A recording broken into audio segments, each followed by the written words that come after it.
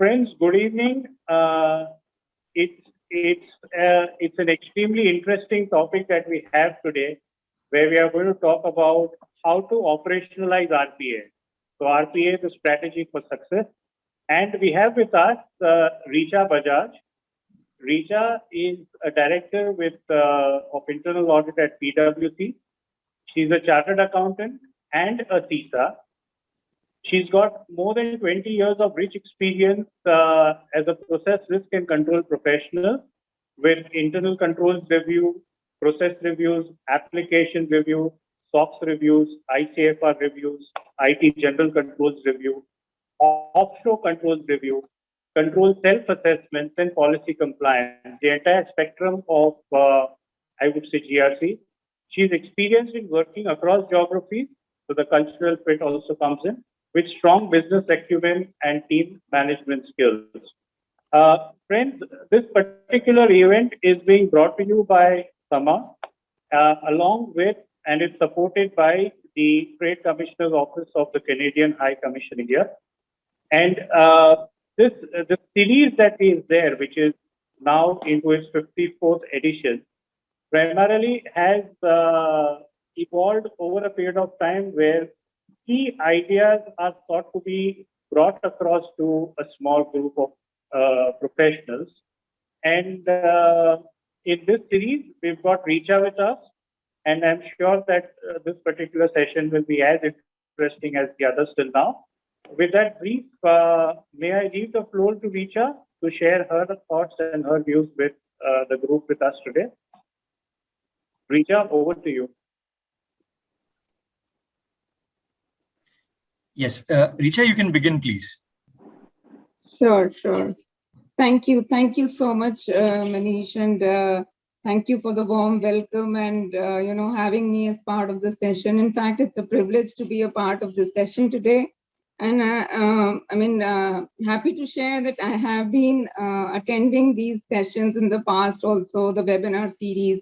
And I must comment that it's an incredible platform, to share knowledge amongst industry professionals.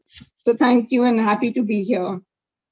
And as Manish rightly mentioned, the topic for today's discussion is RPA. So we are going to talk about robotic process automation. Now, working with robots or bots, as we commonly call them, I think it has already set in as the new normal.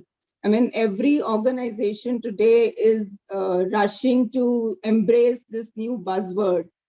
In fact, in a recent survey that was conducted by one of the big four firms across the globe, that survey it was noted in that survey that around 80% of the organizations have already started including automation as part of their transformation journey. They are on the way already. And the remaining 20% have already planned that as one of their critical agenda items for the upcoming 1 to 2 years. Now, it's often seen that, when organizations are working on, at such a fast pace, when everybody wants to just embrace this new technology, often it is not realized that deployment of such technology amidst sitting as part of some processes requires a different mindset, specifically from a risk and control standpoint. And that's the reason I thought this subject merits a discussion on such a platform. And that's why I chose to speak on this subject.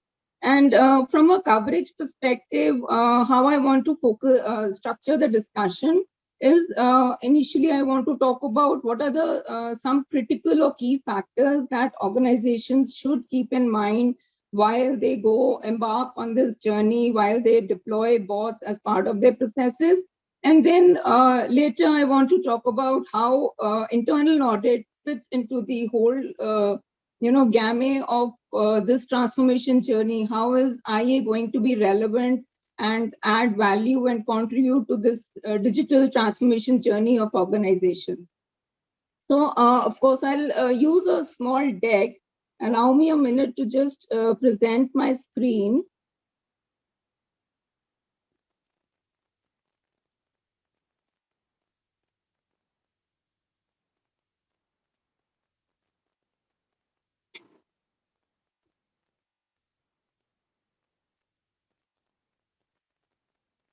Yeah. So is the screen visible? Yes, it is. Thank you. Oh, great. Okay, so before we delve more into the subject, I would like to talk about certain scenarios that we encounter. Scenarios related to bots that we encounter in our daily life, right? For example, the customer service bot. That's the first bot, I think, maybe more than a decade ago that we had started encountering on a daily basis. You call up a bank customer service cell, you call up a customer service cell for any other service, and the kind of support that you get from the other end has undergone a change. I mean, initially it was just a simple logging, and then nowadays what we see, the kind of solutions that are deployed by banks are, trying to just replace the calling agents themselves. So they are trying to customize it to that level. For example, bots assisting e-commerce. I think e-commerce is really picked up in the post-pandemic era. And the kind of support that we get, the bots helping you process your refunds, tracking your orders, processing your orders, and whatnot. And of course, the bots serving food in restaurants, I think all coming out from the post-pandemic era and whatnot. Why go far? We've also seen household cleaning bots, right? So moving on to the corporate life, what are the kind of various bot-related aspects that we've noted on field? We've also seen bots doing bits and pieces of payroll processing. We've seen bots comparing sets of data called reconciliation bots. We've also seen bots, generating offer letters for the kind of onboarding that happens these days. It's a big chunk that bots are supporting us in terms of doing that task in an automated fashion. We have MIS reporting dashboards that are being generated by bots. It's all at the click of a button and the entire report gets generated. We have bots also monitoring inventory levels, whether it's manufacturing industries. I mean, there's a whole gamut of bots that we've already started encountering in bits and pieces. And of course, it's going to be a long way for this automation revolution. I mean, we've come a long way from the industrial revolution to what we call the digital revolution. I think now it's time for the revolution around automation, and it's going to stay here at least for a while, right? And that's the relevance of the topic that we want to discuss today, as to how it's going to impact our lives, not only as being part of organizations, but also as part of being an internal auditor. Now, let's put it in simple terms and try to understand what actually is a bot. So bot is nothing but just another evolution of the erstwhile applications that we were using till now, right? It's just a one step ahead in the journey. To put it in simple terms, it is a software, nothing but a software that gets configured. The criteria is that it is going to work on predefined rule sets. So if you want a bot to perform a set of functions, you need to define that as a rule set for the bot, and then it takes it forward from there. That's the only criteria that is required. And of course, more often than not, it is also seen that bots run unattended. So you need to give bot the kind of access required to run on its own. It's configured as a virtual employee and it just runs on its own. So that's an overall view of what a bot is, in simple, just putting it simply, right? Whether it's going to be a bot which is going to compare data sets, or it is going to perform some mathematical calculations for you. But that's how an overall, just to put it in simple terms, on an overall basis, the bot is going to work like. Now, why are organizations rushing towards, on this journey? Why do we need automation? Of course, the first and foremost, the normal answer would be that it's going to be faster, right? It's going to process the transactions in a faster way. It's going to make the organization's processes far more efficient. Not only efficient, I think far more efficient. The next one that comes actually is accuracy. I mean, in terms of, if we talk about any automated control also for that matter, it has always been preferred over a manual control because it is going to be accurate, right? There's rather a negligible chance that a result of any transaction processed by a bot is not going to be accurate, right? So it helps the organizations get more efficient. It brings in more accuracy into the processes. Employee morale. I think this has been on the cards for a very long time. Whenever we talk about introducing new technology, it's always seen that it's going to help employees. I mean, that's the perspective that an organization comes with, though it's a different perspective that the employees may foresee it as. But I'll also talk about that bit in a while. But as the basic functionality of bot goes, the idea is to bring efficiency by automating tasks that are of a repetitive nature, that bring monotony in the employees' jobs. So definitely, if we do away with such tasks from an employee's profile, that's going to boost up the employee's morale, right? So that's one thing that's definitely looked at as a plus point if we go ahead on the journey of automation. And it's also at times perceived by employees that bringing in more bots or more technology, it's perceived as if it's going to replace the employee themselves, right? That's the threat that employees have been talking about for a while. And the power of RPA is said not to replace people with bots. It's about releasing them to focus their time on more strategic tasks. And that's what the idea is, why organizations are actually running towards bringing in more efficiency, of course, getting more accurate results. But the idea is to utilize the employees' skill sets for which they were actually employed. I mean, if today the employee is overloaded with information and the to-do list never ends, then the idea is to focus, of course, and prioritize on the tasks that the employee was actually hired for, right? So that's an overall view of how bots and the automation is benefiting us. And that's the reason why organizations are embracing this in a very, very, on a very fast track speed, I would say. Now, while we've talked about some of the benefits of automation, we also need to be aware of some of the possible pitfalls that organizations need to be wary of. Now, as I said, the tasks that a bot can perform can be only against a defined rule set. So if you need a bot to perform task X, it will do that if you've configured that. If you've not configured task Y for the bot to do, the bot can't be expected, which an employee can be expected to do, right? So that's one limitation. The other one could be if the performance of the bot is not monitored.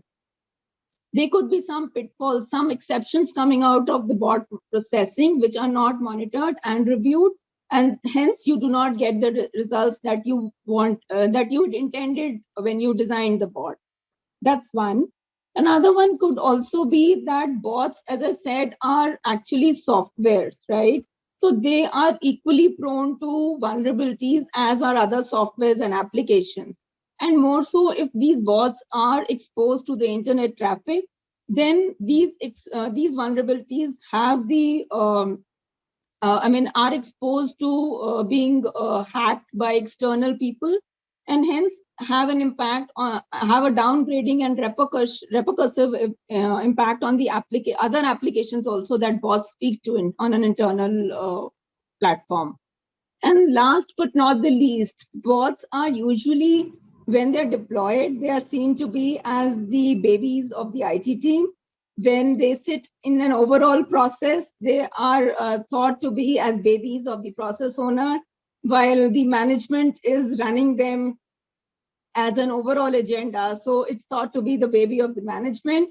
So ultimately, when it comes to managing it from a governance perspective, there happens to be no single ownership for the controls around bots. So that's one lacuna that we feel that we've seen in organizations, and that needs to be kept in mind while we are implementing bots as part of a transformation journey. So we've spoken about a couple of good things and the inherent limitations of a bot. Let's also now talk about some of the key critical factors that need to be kept in mind while implementing bots.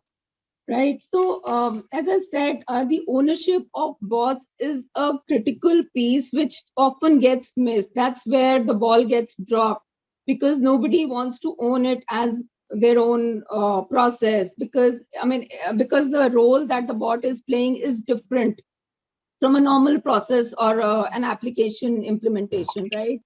Now, when we talk about bots, as comes with the introduction of any new technology, bot implementation also comes with a challenge around the governance, right?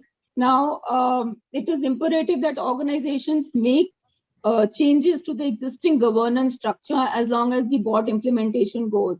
There is a need to have a robust framework to be designed around this, with appropriate ownership, roles and responsibilities to be defined, and there has to be adequate management oversight. And most important of all, there has to be management buy-in. There has to be a driving force to make that project a success. I think this goes true for any implementation or any large-scale project that involves multi-stakeholders, right? The second one that I would want to talk about is around the controls framework.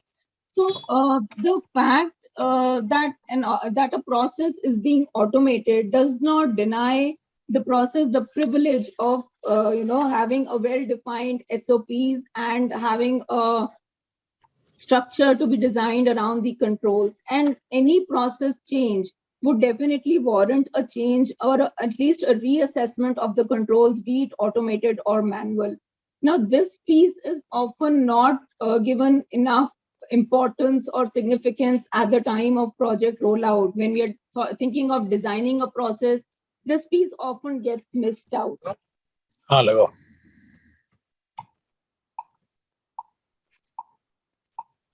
And this point is also quite relevant in terms of response to the different regulatory requirements that we have, whether it is from Sarbanes-Oxley or it could be from the local India local ICFR reporting.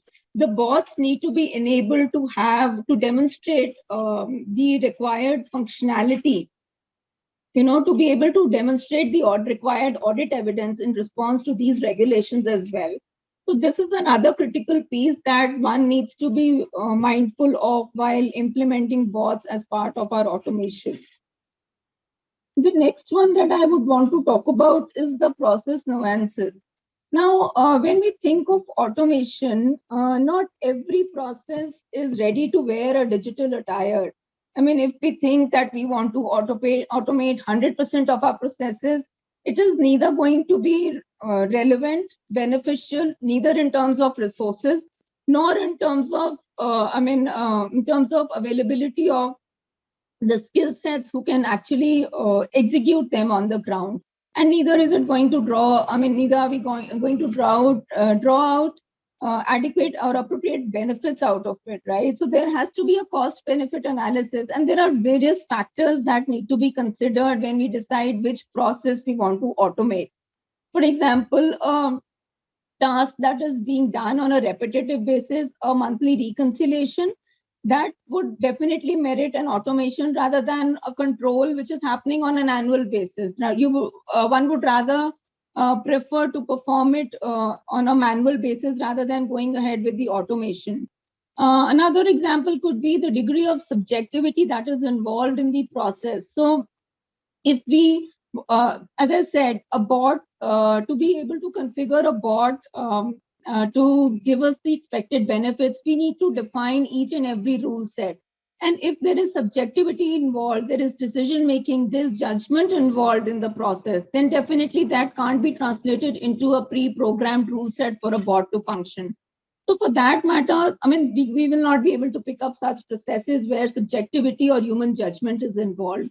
So these kind of factors need to be evaluated, to determine which processes would you want to pick up for automation. And also, I've just captured a couple of examples also here, and these are real life examples where, organizations picked up the projects for implementing bots as part of their automation journey, and they had to halt the processes, halt the projects midway, because there were some nuances involved and they did not foresee them. The first one here is the integration between the creation of IDs with the other systems. For example, we create a new ID for a person who joins a company, right? And that process was integrated with the system of creating a request for laptop purchase and issuance of laptops to the employee. Now, when the organization created the bot ID, that process triggered the process to raise a PR for laptop purchase, and that had to be delivered to the employee. And this kind of integration was not foreseen when the organization started with this project. Another example was where an organization took up a project to automate their PO creation process once the PR, the purchase requisition, gets the requisite approvals. Now, realizing midway, they did not have clarity in terms of what has to be defined in the rule set because their existing SOP documentation was not up to the mark. It did not have clarity as to what are the steps being performed in the current process. And that itself, pushed the project multiple times because the current process itself required to be revamped. And then only you would be able to define it as a rule set as part of the to-be process. Another example here is of a multi-scenario or a complex process, right? Where the organization wants to automate the posting of manual journal vouchers in the system. Now, every scenario that you want to automate will have to be first defined as a rule set. And if there are multiple scenarios for doing just one transaction, then each scenario has to be automated. It has to be defined in terms of a script.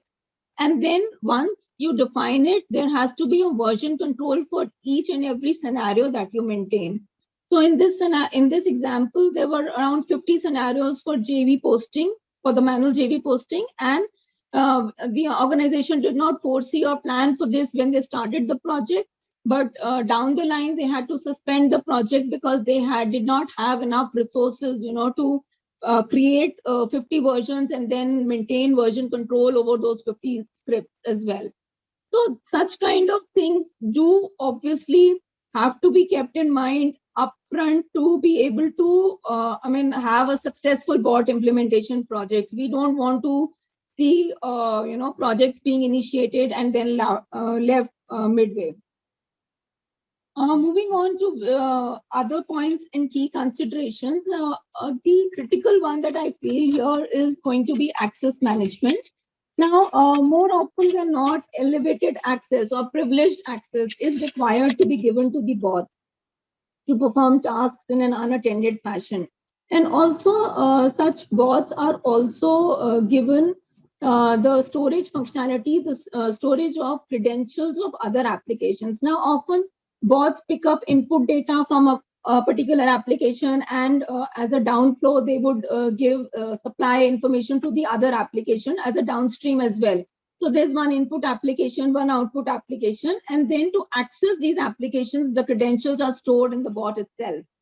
Now, these factors, having privileged access, storing credentials of other applications, automatically exposes the bots to the risk of unauthorized transactions being posted through these bots, and require that this privileged access be reviewed and monitored on a periodic basis for any unauthorized transactions being done. That's a critical piece which has to be kept in mind and is often seen, the area where ball gets dropped. Another point here would be relevant talking about is change management. Now, any bot once implemented would definitely warrant a change depending on the business environment, depending on the process changes, depending on the regulatory changes as well. And as goes for other applications, change management controls would be equally critical in this area as well. This goes true for other application deployments as well, and so is true for bots. The regular roles and responsibilities, the approvals, the testing, the change logs, version controls. All kinds of controls relevant for change management have to be appropriately thought through and defined and implemented on ground while we are implementing bots. Another one in the queue is talking about vulnerabilities. As I mentioned, bots are having exposure to internet traffic. Their the risk of having the risk of cyber threats definitely is on the rise. Because once you're exposed to the external network, that's depending, of course, depending on the landscape that is used for deployment of bots. Some bots may not have external exposure. Having said that, there are still vulnerabilities that need to be looked at, that need to be fixed on a periodic basis, just like we do it for other critical applications. And last but not the least, I think we've all understood the importance of business continuity as a key risk in the post-pandemic era. And so is true for bots as well. Now, today, if I define bots sitting as part of a critical process, and tomorrow, if there is an issue with the bot does not function, then what is my fallback mechanism, right? How am I going to update the downstream application, which is waiting for data as an input from the bot processing? What if there is nobody available to pick up that skill on a manual basis if the bot stops functioning?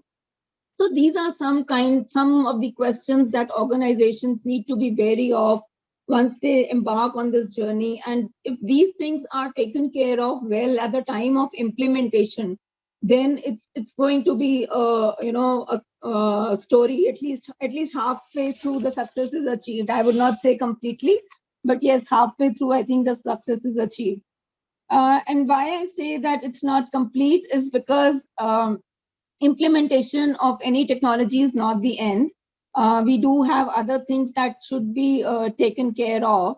For example, we've deployed a bot, but what if the team doesn't know how to monitor it, if the team doesn't know how to use it?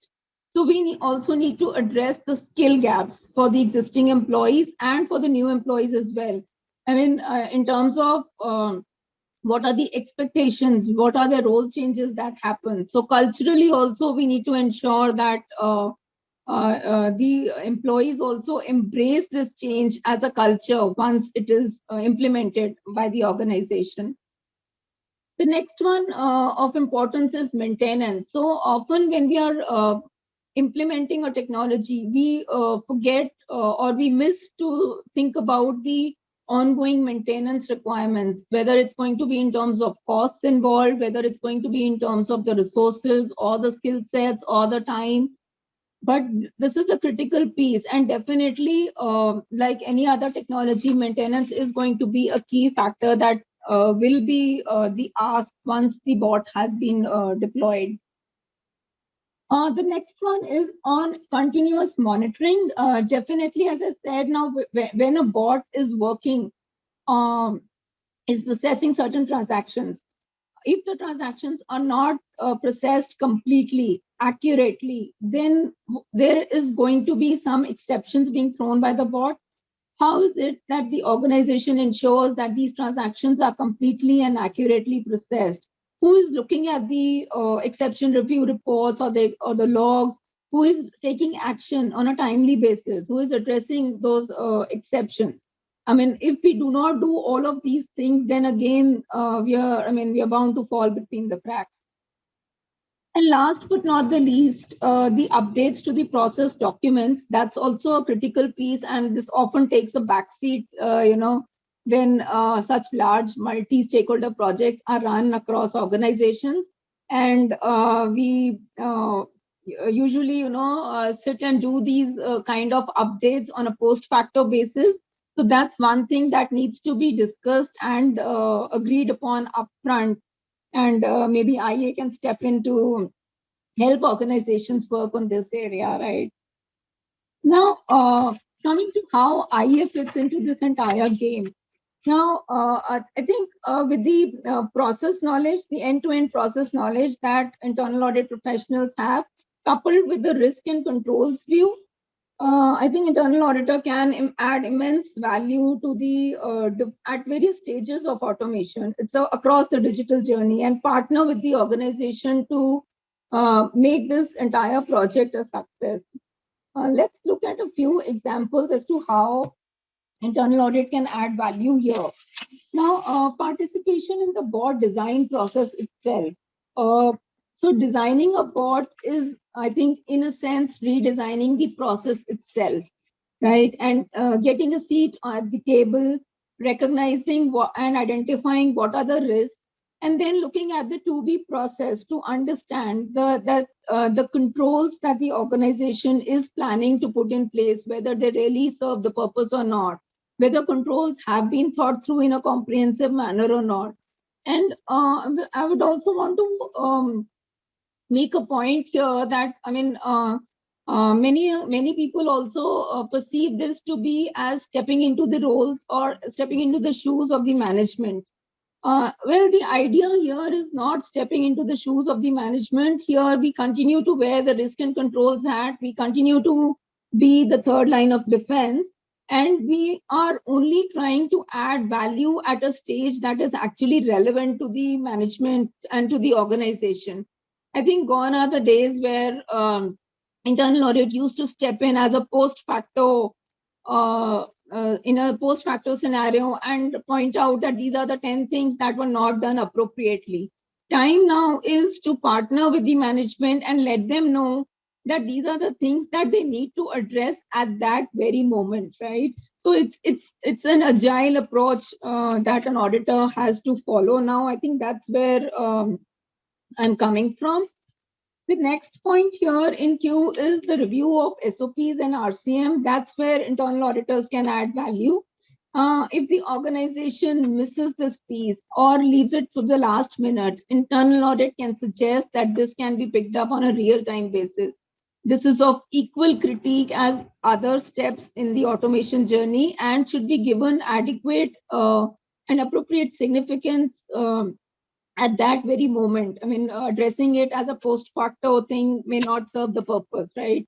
So, review of SOPs would definitely include documentation around the to-be process. It would also include elaborating the bot logics that have been built in, the interfaces that have been designed, and in fact, it should also include the exceptions that have been accepted to be part of the BAU process. So that's the level of documentation that is expected to be today, even by the regulators, and that is where IA can step in and add value. Even in terms of RCMs, I think RCMs are also dynamic documents and should be updated on a real-time basis.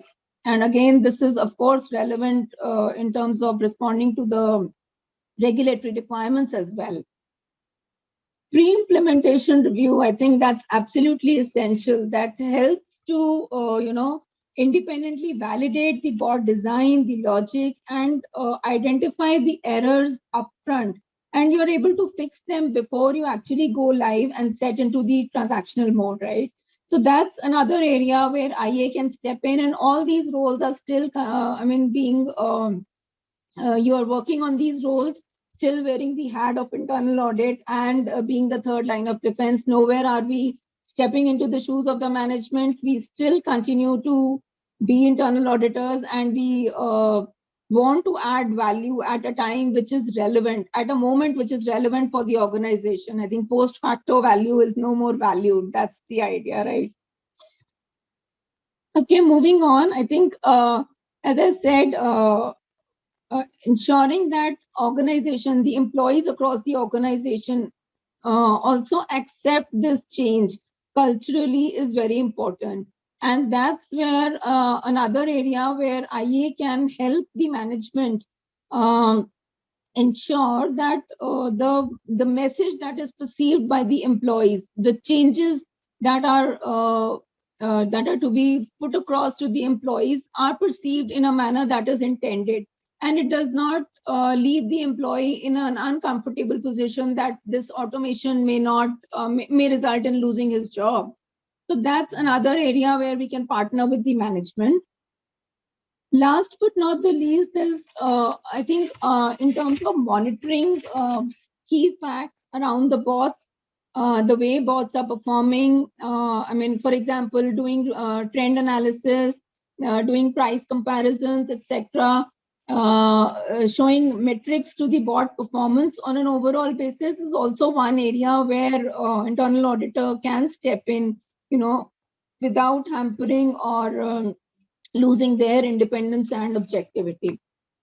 So that's on an overall basis, in a nutshell, saying that how we can partner with the management in their transformation journey and help them address some of the possible pitfalls that might come up later. Now, we can definitely do that, but what does it mean for internal audit as a function? Now, of course, it would mean a change in the way we've been doing things traditionally. We've been addressing things in the traditional audit approach that we've been using that probably needs to undergo a change. For example, looking at audit scoping. When we set into look at a process, we need to understand what are the technologies deployed across the process and whether or not it is relevant for our audit. Now, every bot deployed in a process may not be that relevant from an audit perspective. A bot may be deployed to issue ID cards, etc., may not be relevant if your audit is limited to reviewing the financial statements, etc. So that scoping needs to be important, and maybe there are 2 or 3 bots deployed, and one may not be important enough to be picked up as part of the audit. That's one piece. Second is performing a walkthrough. Now, I think in the traditional approach, we've been looking at process walkthroughs as a typical area of internal audit engagement. The need of the hour is to perform a walkthrough of the code as well, whether it's about looking at what are the workflows defined, what are the linkages defined with other applications, what are the rule sets defined. So that equally becomes part of our audit scope and should be scoped in from a review perspective. Then looking at the change management controls, looking at the access management controls around bot authentication, around bot administrator access, and the way logs are getting reviewed, etc. That process equally becomes critical. Reviewing the exception handling process and monitoring of logs. Now, of course, we've talked about this as well. Let's take an example. Suppose we are doing a review of the payroll process of a company, and there is a bot deployed that is reviewing and matching timesheet records. Now that bot is part of the overall process that we are reviewing. So the traditional audit approach that we were using, of course, would continue because we are reviewing the overall process. But these aspects, which are typically related to the bot, get added to the audit approach. That's what I'm trying to say here. It's not that what we were doing earlier was not correct or was not enough. Probably now, since the scoping has changed, the approach to look at that piece has also it's going to change for sure. There are typical IT related controls that fall into our bucket now, and that needs to get added to our audit approach. Reviewing of interfaces, we've spoken about upstream and downstream applications. So how are the bots talking to those applications? Reviewing license compliances. Now, depending on the softwares that we are using for creating the bots, it's critical to understand whether bots, the IDs that are being created for the bots, the virtual employees, are they in compliance to the license? This may have a risk from a branding perspective also. Reviewing controls around business continuity. Now, what happens if the bot does not function? Is there anybody to look at it as a manual process? Is there anybody, have we thought about making an investment in the DR if that bot process is critical enough? Do we want to invest in that? I mean, these are some of the questions that we need to scope in our audit approach. Audit methodology itself has to undergo a change. Reviewing cyber threats, I think we've spoken about this. So primarily, the conclusion here is that, of course, it's a challenging time for all. And if internal audit wants to partner with the management, with the organization, with the business functions, there is enough scope for the internal auditors that's there on the plate. Probably we need to grab this opportunity and make some changes to our audit approach. And what about our skill sets? You know, from a skill set perspective also, we've seen that there are specifically IT focused areas that are now coming in when we talk about reviewing bots, whether it's going to be your IT related skills or it's going to be your coding related skills. You need to understand the interfaces between different applications. So there are a lot of different skill sets that now have come into picture, right? Of course, you will continue to have the audit mindset. You will continue to have the end-to-end process knowledge that goes without saying.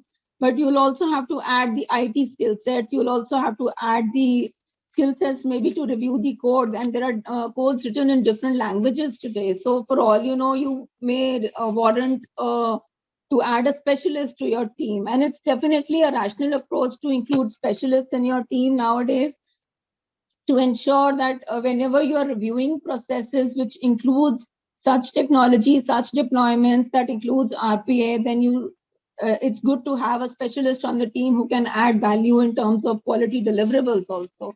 And I mean, as Steve Jobs said, great things in business are never done by one people; they're always done by a team of people. So it's about bringing all those skill sets together onto the table to ensure that all the I mean, the relevant quality can also be delivered by the IA professionals. I mean, we've spoken about skill sets, we've spoken about audit approach. That's I think the ask from the internal auditors. And we also have an ask at the end of the organization as to what is required at their end. Probably they need to be they need to get better at planning and having a strong governance base. That is going to give them strong foundation to get successful in their RPA transformation journey. And as I said, for the auditors, it's about a change in the mindset. It's about a change in the audit approach. It's about bringing in additional skill sets. Definitely, it's an opportunity. It's time to maybe learn, unlearn. It's about time that we unlearn and relearn. I think that's going to be the mantra for now and for the future, from an upgradation perspective. So yeah, that's what I primarily wanted to cover. I mean, of course, happy to take any comments and any questions that you may have.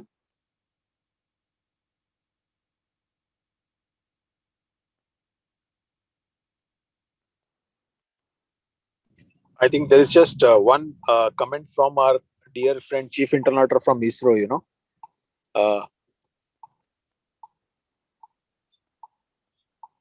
where he's talking about that, auditors are not very welcome in government organizations. So, having them for management decision making is a problem.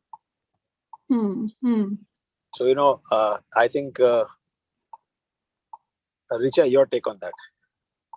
Yeah, so I agree, and it's not only government organizations. I think many of the Indian organizations also this kind of approach and mindset is there, and it's often seen.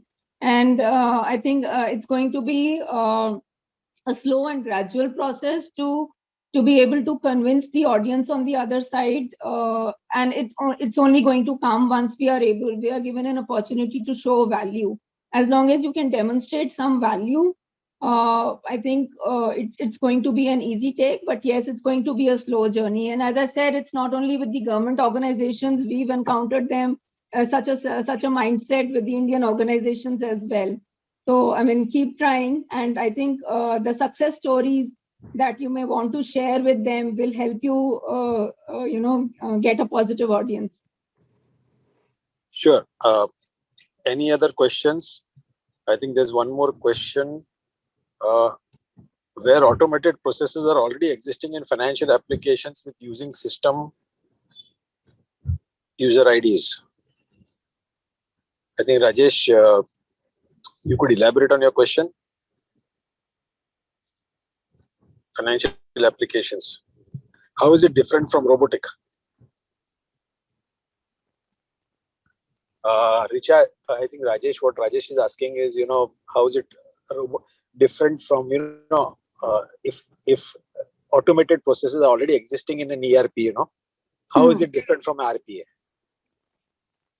So it depends. I mean, as I said, RPA is an evolved stage of applications. Definitely, the way it functions is obviously going to be the same as the controls function, configurations function in an application.